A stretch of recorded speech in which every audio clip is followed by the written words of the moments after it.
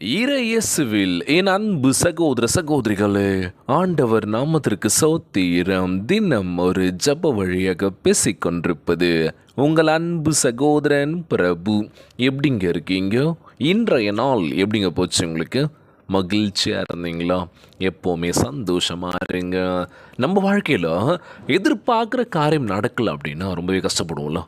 காத்துட்ருப்போம், இந்த விஷயம் நடக்கும்டா, அவ்வளோ எக்ஸைட்டாக இருக்குடா, அப்பா கண்டிப்பாக நடக்கும்னு சொல்லி காத்துட்ருப்போம்.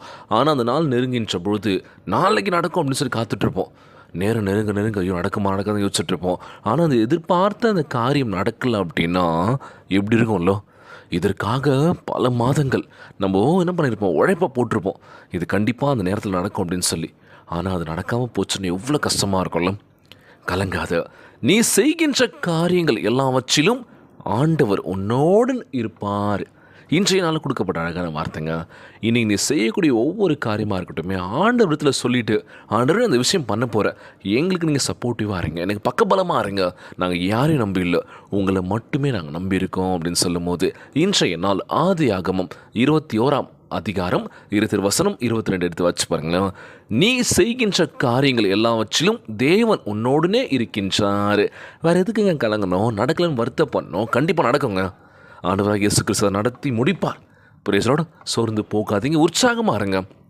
அடுத்த ஒரு விஷயம் என்ன அப்படின்னா, நமக்கு எல்லாமே கிடைக்கணும், ஆண்டவராகிய இயேசு கிறிஸ்து எல்லாமே நமக்கு கொடுக்கணும் அப்படின்னா நம்ம என்ன பண்ணணும்? முதலாவது கீழ்ப்படிதல். இந்த விஷயம் மட்டும் நம்ம இருந்துச்சுன்னு வச்சுக்கோங்களேன், கண்டிப்பாங்க கிடைக்காதது எதுவுமே இல்லை, கண்டிப்பாக கிடைக்கும். காரணம் என்னென்னா, நம்ம அந்த விஷயத்துக்காக நம்ம என்ன பண்ணுறோம், முழுமையான ஒரு ஈடுபாடு கொடுக்குறோம்ல. ஒரு விஷயம் வேணும் அப்படின்னா அதுக்காக உழைப்பு போட்டால் தான் அது கிடைக்கும். எதுவுமே சும்மா கொடுத்துட மாட்டாங்க, சும்மாவும் கிடைச்சிடாது. கஷ்டப்படணும், போராடணும். ஒவ்வொரு விஷயத்துக்கும் நம்ம போராடி பெற வேண்டியதாக இருக்குல்ல. இன்றைக்கி ரீசெண்டாக ஒரு விஷயம் படித்தேங்க, ரொம்பவே கஷ்டமாக இருந்தது. சமூக ஊடகங்களிலும் பயங்கரமாக பரபரப்பாக பேசக்கூடிய விஷயத்தை தான். ஒரு வயசு குழந்தை நினைக்கிறேங்க, பார்த்துருப்பீங்க நீங்கள். வண்டு எடுத்து வாயில் போட்டுக்கிச்சு அப்படின்னு சொன்னாங்க. அந்த வண்டு என்னாச்சுன்னா மூச்சு குழாயை போய் கடிச்சிச்சு, அந்த குழந்தை இறந்துச்சு அப்படின்னு சொல்லும் போது ரொம்பவே கஷ்டமாக இருந்ததுல. பெற்றோர்கள் கொஞ்சம் கவனக்குறைவாக இந்த விஷயம் விட்டாங்கன்னு தெரில. ஸோ குழந்தை அங்கே இருக்கும், பத்திரமா தான் இருக்கும், விளையாட்டுருக்கு நினச்சிட்டு இருப்பாங்க. ஆனால் கீழே கிடக்கிற பொருள் எடுத்து வாயில் போட்டிருக்கோம், அது வண்டுன்னு அந்த குழந்தைக்கு தெரியுமா? ஸோ பெற்றோர்கள் குழந்தைய பக்குவமாக பத்திரமா பார்த்துக்கணும்ல. இன்றைக்கி எத்தனை பேர் குழந்தை இல்லாமல் இருக்கிறாங்க, குழந்தைய இல்லாமல் தவமாக இருக்காங்க, செபிக்கிறாங்க. பிரதர் குழந்தை இல்லை பிரதர், செபிங்க பிரதர். ஒரு சில பேர்லாம் பார்த்தீங்கன்னா குழந்தைய பெற்ற தாய் தகப்பன் சாகடிக்கிற நிலமை கூட இருக்குது. ஆனால் இந்த மாதிரி நடக்கும்போது ரொம்பவே கஷ்டமாக இருந்தது. இந்த விஷயம் படிக்கும் போதும் சரி, இந்த வீடியோ பார்க்கும்போதும் சரி, ரொம்ப கஷ்டமாக இருந்ததுங்க. அந்த குழந்தையும் இல்லாமல் தாய் தவிக்கிற அந்த விஷயம் ரொம்பவே மனசே நோக்கடிச்சுன்னு சொல்லலாம். ஸோ அந்த குழந்தைக்காக நம்ம செபிச்சிக்கலாம், குடும்பத்துக்காக நம்ம செபிக்கலாங்க. ஒவ்வொரு விஷயங்களும் ஒவ்வொரு நாள் நடந்துக்கிட்டு தான் இருக்குல்ல. எங்கே பார்த்தாலும் பிரச்சனை, எங்கே பார்த்தாலும் ஒரு சில விஷயம் நடந்து தான் இருக்குது. 2 days முன்னாடி நினைக்கிறேங்க, சரியான மழை சென்னையில். இந்த வீடியோ வந்து பார்த்திங்கன்னா வெளிநாட்டில் இருக்கவும் சரி, வெளியூரில் இருக்கவும் சரி கேட்டுட்ருப்பீங்க. சென்னையில் 2-3 நாள் செம மழை. அந்த மழையில் பார்த்திங்கன்னா தூய்மை பணியாளர் ஒரு பெண் பார்த்திங்கன்னா காலையில் சீக்கிரமாக போகணும், 5 மணிக்கெலாம் பஞ்ச் அடிக்கணும், அங்கே உள்ளே இருக்கணும்னு சொல்லிட்டாங்க. அதனால் 4:45 ஏஞ்சி போகிறாங்க. இடி மின்னலோட மழை பெஞ்சிட்ருக்கு. ஸோ அவங்க வீட்டு வெளியிலேருந்து வராங்க, கண்ணகி நகரில் கேள்விப்பட்டிருப்பீங்கன்னு நினைக்கிறேன். ஸோ வெளியே வராங்க, அந்த கரண்ட்டு ஒயர் பார்த்திங்கன்னா அறுந்து கிடக்குது, அவங்களுக்கு தெரியலங்க. காலை வச்சுறாங்க, அவ்வளோதாங்க, யாருமே இல்லை. கொஞ்சம் வெளிச்சம் வந்ததுக்கப்புறம் என்னடா இது யாரோ அங்கே இருக்காங்கன்னு சொல்லி பார்த்ததுக்கப்புறம் அவ்வளோதான், உயிரை பிடிச்சி. அது அவங்களுக்கு குழந்தைங்க, ஒரு பொண்ணு ஒரு பையன் படிக்கிறாங்க. ஸோ ரொம்பவே கஷ்டமாக இருந்த விஷயம் இது, நடா இது அப்படின்ட்டு. எதிர்பார்ப்போடு கனவுகளோடு பயணிக்கின்ற பொழுது வாழ்க்கையில் இது மாதிரியான விஷயங்கள் நடக்கும்போது ஒரு இழப்பு அப்படின்னும் போது ரொம்பவே கஷ்டமாக இருக்கணும். இப்போ அந்த பசங்க அனாதை நிற்கும் போது அந்த பசங்களுக்கு யார் ஆதரவு? அம்மா மட்டும்தான். அப்பா வேலைக்கு போக மாட்டாராம். அம்மாவுடைய வருமானத்தில் தான் இந்த குடும்பம் ஓடிட்டுருக்கு, கஷ்டப்படுற குடும்பம் தான். ஸோ அந்த குடும்பத்துக்காக நம்ம ஜெபிச்சிக்கலாம், அந்த குழந்தை எதிர்காலத்துக்காக நம்ம ஜெபிச்சிக்கலாங்க. இருந்த அந்த பெண்மணிக்காக நம்ம ஜெபிச்சிக்கலாம், ஆண் வேலைப்பாற்றுக்காக. ஏன் இந்த விஷயம் வந்து ஷேர் பண்ணுறேன் அப்படின்னா, கவனம் ரொம்ப ரொம்ப தேவைங்க.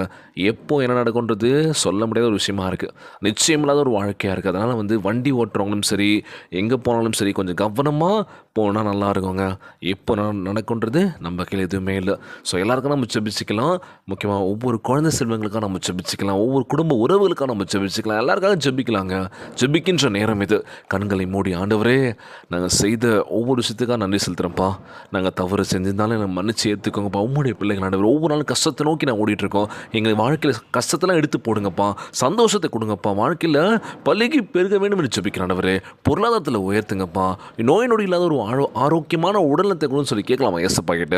நிச்சயமாக நம்ம ஆண்டவராகிய இயேசு கிறிஸ்து நமக்கு ஆசீர்வாதங்களை கொடுக்க வல்லவராக இருக்கின்றார். ஜெபத்திற்குள்ளாக பயணிப்போமா? எங்களை மிகவும் அதிகமாய் நேசிக்கின்ற அன்புள்ள ஆண்டவராகிய இயேசுவே, இன்றைய நாள் வாக்குறுதி வசனத்திற்காக நன்றி ராஜா. அன்புள்ள ஆண்டவரே, நாங்கள் செய்கின்ற காரியங்கள் எல்லாவற்றிலும் எங்களுடன் இருப்பதாக வாக்கு பண்ணியிருப்பதற்காக சோத்திருக்கின்றனப்பா. எங்களுக்கு தகுதி இல்லை என்று சத்தங்கள் கிளப்பினாலும் உம்முடைய இரக்கத்தினாலும் அன்பினாலும் நாங்கள் நிற்கின்றோம் அப்பா என்பதை நினைவுபடுத்தியதற்காக நன்றி ஆண்டவரே. இயேசுவே, ஜீவனை எங்களுக்காக தந்ததற்காகவும் எங்களை இரத்தத்தினால் கழுவியதற்காகவும் எப்பொழுதும் எங்களோடு இருப்பதற்காகவும் உம்மை சோத்திருக்கின்றனப்பா. எங்களை ஒருபோதும் கைவிடாத தகப்பனாய் இருக்கின்ற ஆண்டவரே, எங்களை பத்திரமாய் பாதுகாத்து கொள்வீராக. தவறான பாதையில் செல்லாமல் எங்களை காத்து நீர் எங்களுக்கென்று ஆயத்தம் செய்கின்ற ஜெயமும் சமாதானமான பாதையில் எங்களை நடத்துவீராக. இன்றைக்கு எங்கள் வழிகள் எல்லாவற்றையும் உம்மிடம் ஒப்படைக்கின்றோம் அப்பா. நீர் பாதையை நேராக்குவீர் என்று நம்புகின்ற ஆண்டவரே, நாங்கள் செய்கின்ற எல்லா காரியங்களிலும் நீர் எங்களோடு கூட இருக்க வேண்டும் என்று ஜெபிக்கிறோம்ப்பா. இந்த ஜெபத்தை கேட்டுக்கொண்டிருக்கின்ற என் அன்பு சகோதர சகோதரிகள், என் அன்பான உறவுகள் எல்லோரையும் பார்த்துக்கோங்கப்பா. யாருக்கு எந்த கஷ்டங்கள் துன்பங்களை கொடுத்துடாதீங்க ராஜா. நோய் நொடியினால் அவதிப்பட்டு கொண்டிருக்கின்ற ஒவ்வொரு சகோதர சகோதரிகளை உமது கரங்களால் தொட்டு அகற்றி போடுவீராக. உம்மால் கூடாத காரியம் ஒன்றும் இல்லை ஆண்டவரே.